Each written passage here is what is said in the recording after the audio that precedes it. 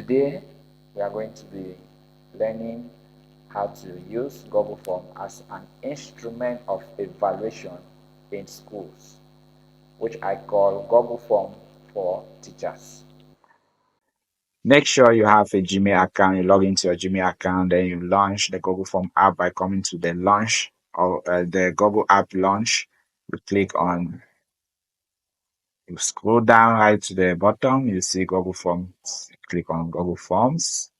It's going to open up, and here you are going to have templates of different suggestions that Google have provided for you. You can use any of these, but for the sake of using Google Form for evaluation in your evaluation of your students, these are not really adapted for that purpose. So you're going to create a new Google Form using the blank Google Form.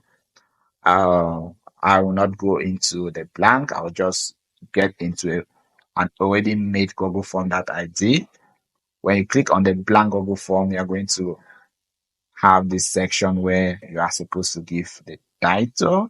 Of course, let me just open the blank Google Form here so that we can see what is going to be there. You're going to have you're going to have the blank form is going to be like this. So I'm going to type whatever I can type here: history assignment form 3, uh, depending on the class. This is, you have to describe this as much as possible because this will be shared on social media. So people need to know the audience for which you are creating this Google form to. And the description should also contain maybe the name of the school and whatever. Just give a kind of description that will guide the audience that this form is for this purpose because you don't know where the form will go to. Okay, now these are the this this is the command that you use to add questions to your form. So by default, yeah, is having question, the first question. Yeah, you type in your question. Then yeah, you select the element that's the type of question that you want to use. We have the following. I think that for the purpose of evaluation in schools, these first 5 elements may just do the job. So we have short answers, multiple, and we have paragraph, multiple choice, checkboxes, drop down. For for multiple choices, a student is permitted to select just one answer. For checkboxes, a student is permitted to select more than one answer. And for drop down, the answers are not displayed. The answers are hidden. The child will need to click to see the different answers. So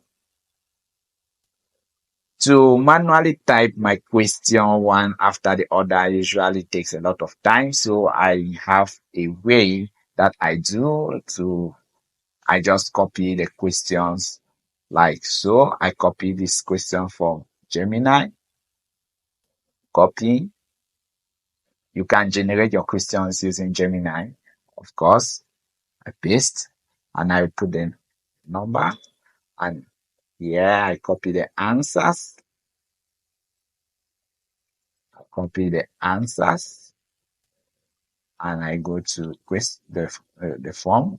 You come to copy is Control V, paste, copy is Control C, paste is Control V. So I paste. Now I have some blank spaces. I remove these blank spaces and I'm good to go to the next question. To go to the next question, you click on Add Question. And I do the same. I look for my question, copy, and come to paste. I set this as question 2. And I go to the option, the answer options. I collect the answers of the answers.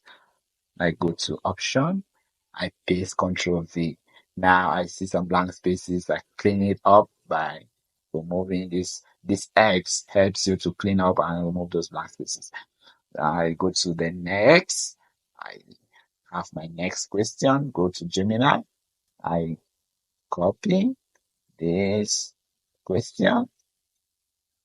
I come and paste this. You see how I am going fast. You see that's how it should work.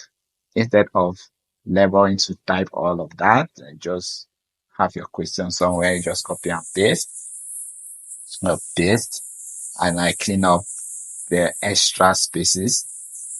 I don't know why it gives the extra spaces, but you can expect the computer to do a perfect job for you. Don't be lazy, just clean it up.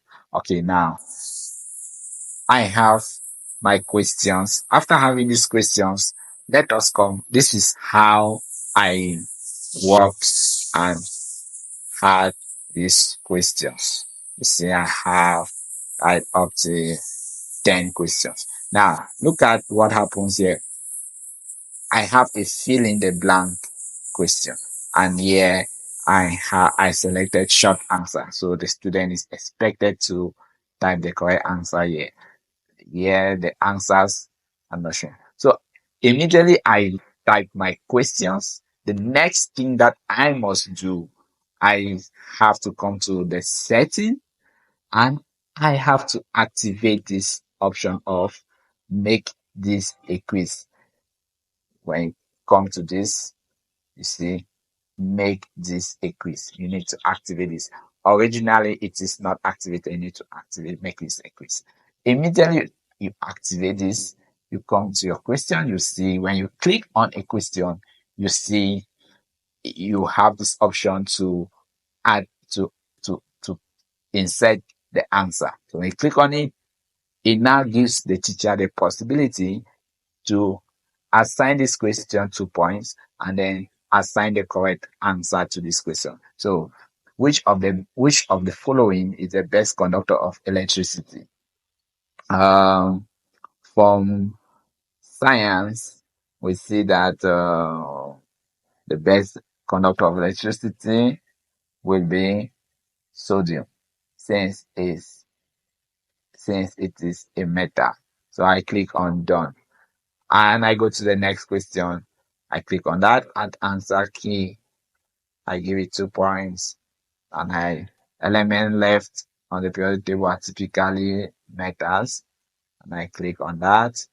Uh, Go to the next element far right on the periodic table are typically far right on the periodic table are typically noble gases, and I click on add answer noble gases, and I click on. So you have defined your answers. Now the next thing to do, like you see, I have this beautiful picture here of my classroom. How do you get that? Yeah, on this icon, you click on it, and you have the different options to change the color of your form to different colors that you love. I like red or something like reddish, and different colors. And then here is where you upload the picture to your Google form. You click on it, and it's by default Google have some pictures that they have created for you. But if none of this is good for you, I can just go into my computer, and I collect a picture from my computer. So this is a picture. I click on upload. It's going to upload this picture to my Google form. You can equally get pictures from online if you have since your Gmail is connected to your pictures, you can get pictures from your Google Drive and add them to your form. Now, after that, you click on preview to see what your students will be seeing when they open this form. Your students will not be able to see this part of the form. This is the editing part, which is seen only by the person that has this account. Now the front is what your students will be seeing. So you see here they said uh, enter a Gmail or enter any email. I can just put here uh, gone there at gmail.com and I click OK next.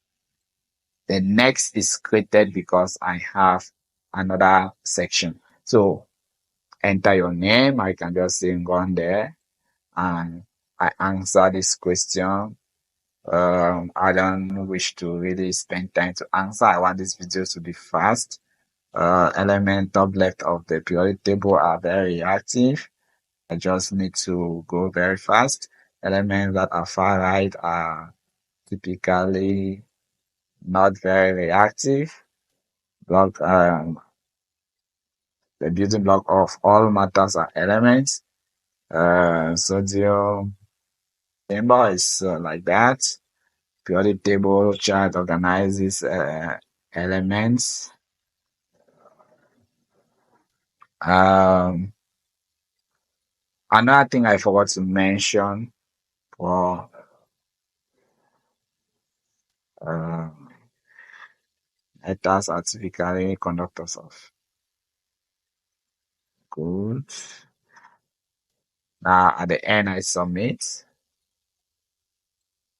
See here it's a view scores and I click on view scores. This I have I have three. This is the total score three. The student is going to see that the student is having three on 11. Uh, and then you see the correct answers will be given, the wrong ones will be noted, and this is what happens now. Like this, these are the correct answers will be listed. Now, one other thing I didn't mention here is when you are setting the answers for the fill in the blank, you need to type in you need to type in all the possible answers that a child may be correct. You need to type in all. Just one answer is not enough, so you need to type in all the possible answers, and you should type them also in different cases: uppercase, lowercase, first letter, uppercase. Should do that. This is the same thing that happens that I did here. You need to type the answers in different forms that the student may type so that you not be too strict on just one answer. Okay. Now, once you are done, you need to share this with your students. You click on send and click on. Normally, you can send it to their email addresses. If they have email addresses, you can send it here to their different email addresses, or you can click on share. This this link is going to a link is going to be generated. The link here is too long, but there's no problem. You can still copy this and share, but I usually like the short link. So when you click a short link, it's going to be like that. I copy it and you can now go on any of your social media platform and share this link with your students. Once the link has been copied, you can share it with your student. And if you paste this link on a browser, it's going to take you to that form. So thank you very much for following this video. If you have any question, any comment, please make sure to write it at the comment section. Share this video and subscribe to this channel for more educative videos on teaching with ICT. Thank you very much.